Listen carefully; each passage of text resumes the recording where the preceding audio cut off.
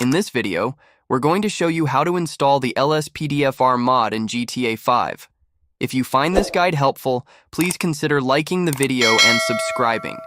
Thank you so much. To get the LSPDFR mod, head over to lspdfr.com or just click the link I've added in the description for convenience. Once you're on the website, scroll down until you see Get LSPDFR for GTA 5. Click that and then hit Download. After that, choose Download this file. You'll get a pop-up with the download terms.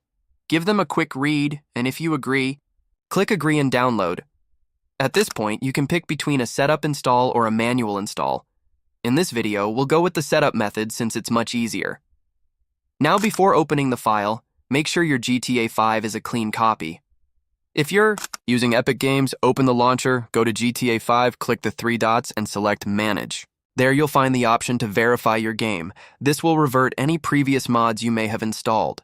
If you're on Steam, you can do the same by going to your library, right-clicking on GTA 5, selecting Properties, then navigating to Installed Files and clicking Verify Integrity of Game Files.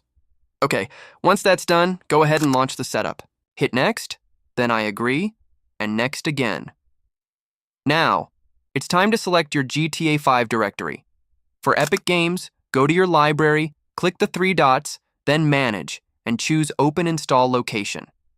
On Steam, right-click your game in the library, Go to Manage, and choose Browse Local Files. In this example, I'm using Epic Games, so the directory is under Epic Games GTA 5. Simply click inside the folder, right-click to copy the path, and then paste it during the installation process. Alright, go ahead and install the mod now.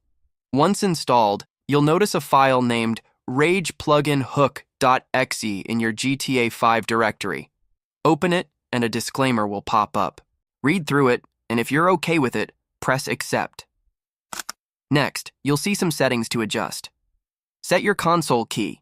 This lets you access in-game commands. Set the plugin timeout threshold to 60,000.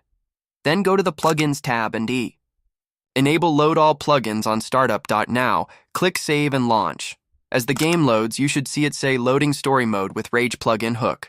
That means LSPDFR has been installed successfully. Now that we're in-game, let's test it. Press F4 to open the in-game console. Type Go to PD, press Tab, then Enter. We're at the police station now. Looks like LSPDFR is working just fine. You can press Enter to go on duty. That wraps up this video. If this helped you out, please remember to like the video and subscribe. Thank you very much.